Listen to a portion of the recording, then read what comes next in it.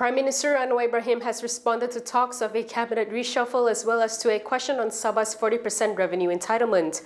Meanwhile, the police have obtained a 3-day extension of the remand order against Namewee. Stay tuned for all this and more on KiniNews. Prime Minister Anwar Ibrahim thinks former Minister Ewon Benedick may have acted too hastily when he quit the cabinet over Sabah's 40% revenue issue. Speaking to reporters in Tawau today, Anwar said Ewon knew the government hadn't decided yet on whether to appeal the High Court ruling and should have carefully studied the matter first. Kita dah bincang di Jemaah Menteri, maknanya kita akan muktamadkan, saya kata minggu ini, setelah mendengar Peguam Negara dan Jemaah Menteri. Perangai peribadi saya cenderung untuk elak daripada merayu appeal, itu sudah saya jelaskan. Jadi itu pulang kepada keputusan dia. Kadang-kadang kita ini kerana desakan, macam saya sampai dah semua apa belum. Jadi kita panik semua. Sebagai pemimpin, kita tak boleh panik. Kita kena dengar dan kita tahu keresahan Sabah. Tapi kita tahu juga perlembagaan dan prosesnya mesti dilalui. Baca dulu. Penghakiman baru dapat 3 hari yang lalu. Dan kita dapat, ada kekuatan, ada kekurangan. Ya, termasuk yang saya sebut tadi. Jadi baca dulu, dengar Peguam Negara dan kita buat keputusan. Jadi saya fikir terlalu awal untuk beliau buat keputusan. Tapi saya mungkin faham dengan dia rasa terdesak dengan kerana ini yang mereka suarakan. Itu kadang-kadang sebab itu saya kata kempen-kempen ini mesti berdasarkan fakta. Kalau kempen-kempen berdasarkan sentimen bagi marah, jadi kita terjepit. Meanwhile, when asked by reporters whether a cabinet reshuffle would be discussed tomorrow, Anwar replied in the negative. Dia rombakan kabinet itu kita tak bincang di mesyuarat Jemaah Menteri. Mesyuarat Jemaah Menteri itu seperti mana saya bayangkan, keputusan memuktamadkan soal sama ada merayu atau tidak. Tapi seperti biasa, negara ini negara hukum. Ada proses dia. Maka kita dengar dulu Peguam Negara, kemudian kita putuskan. Bayangan pendirian saya telah sampaikan. Jadi kita muktamadkan esok setelah bincang dengan Jemaah Menteri. Ewon, in announcing his decision to quit on Saturday, expressed skepticism that the AGC would advise the government not to appeal the High Court ruling about Sabah's 40% revenue entitlement. It is not clear how his decision to quit as a minister will affect Pakatan Harapan in Sabah, given that he is the state chairperson. Speculation about a cabinet reshuffle had intensified following Ewon's resignation as the Entrepreneurship and Cooperatives Development Minister and in light of other upcoming vacancies. After December 2nd, there will be at least 2 vacancies as Investment, Trade and Industry Minister. Tengku Zafrul Abdul Aziz's second and final term as Senator comes to an end. The terms of 3 other Senator Ministers are also due to end on the same date. The ministers are Home Minister Saifuddin Astion Ismail, Higher Education Minister Zamri Abdul Kadir, and Minister in the Prime Minister's Department for Religious Affairs Naim Mokhtar. However, the 3 are only on their first term as senators and can still get a 3-year extension. Meanwhile, earlier this year, Rafizi Ramli and Nik Nazmi Nik Ahmad resigned after failing to secure leadership positions in the PKR party polls.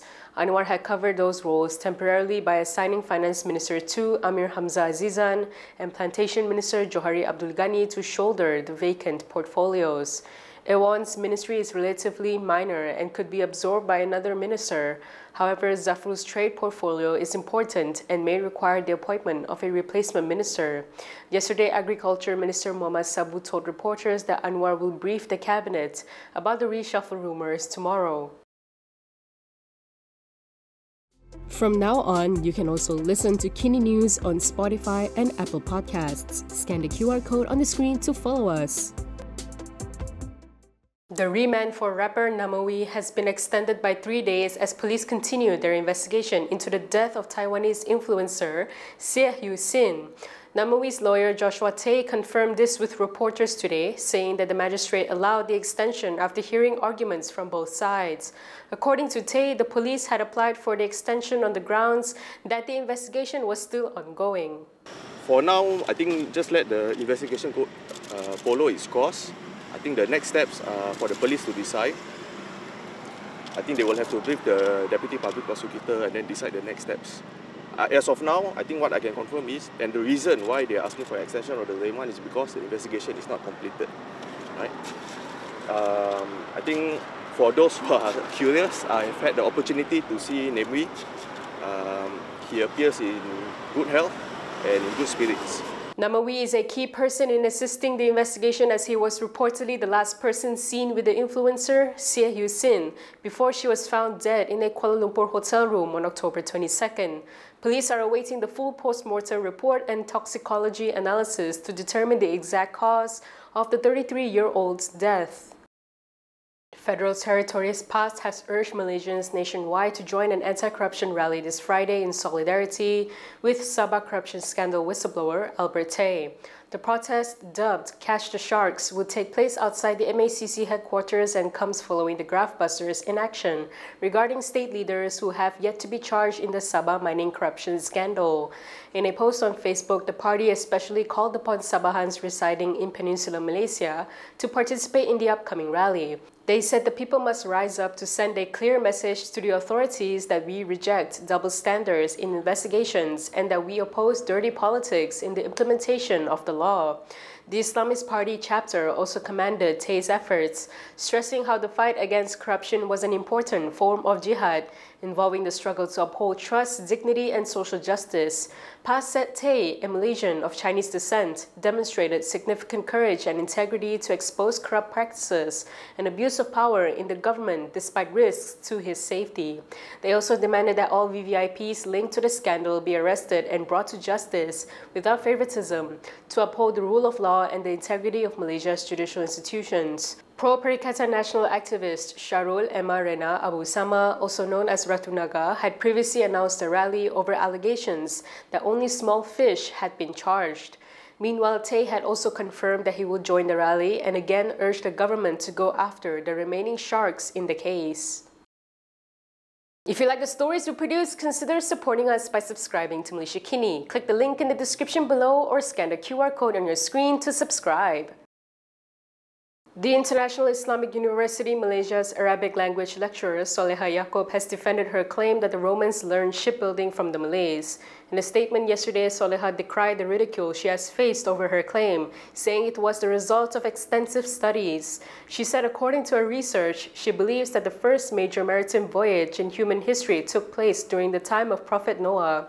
She added that British theologian Thomas Brightwell held that the Malays constituted a distinct race emerging after the great flood of Prophet Noah, and that this group may have been among the earliest maritime navigators. Soleha claimed that her hypothesis is also supported by references in the works of Richard L. Smith and Pierre-Yves Manguin. She also drew a link between Romans' purported search for quality iron to Arabic texts, which she interpreted as saying such iron was found in Al-Qal'a or Old Kedah.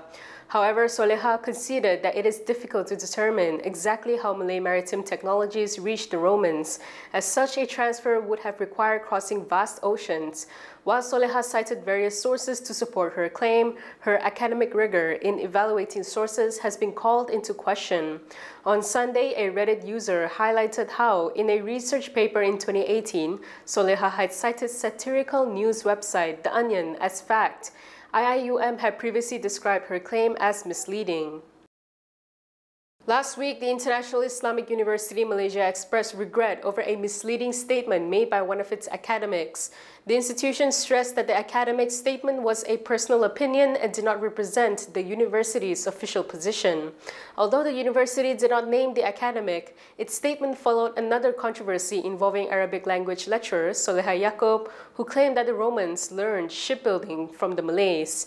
We recently conducted a poll to get your views on the university's reprimand of the academic, and here are the results. 80% of voters believe the reprimand was necessary, emphasizing the importance of providing accurate academic facts. Meanwhile, 8% feel the reprimand was too harsh and that academic freedom should be encouraged. 9% think academic freedom should be exercised responsibly and be balanced. What's your take on the institution's decision? Do you think it strikes the right balance between academic freedom and professional conduct? Share your thoughts in the comments below. And that is all from me today. For more stories, you can go to kinitv.com. You can also follow us on Instagram, X, YouTube, and Facebook for the latest news updates. I'm Camelia. Thanks for watching.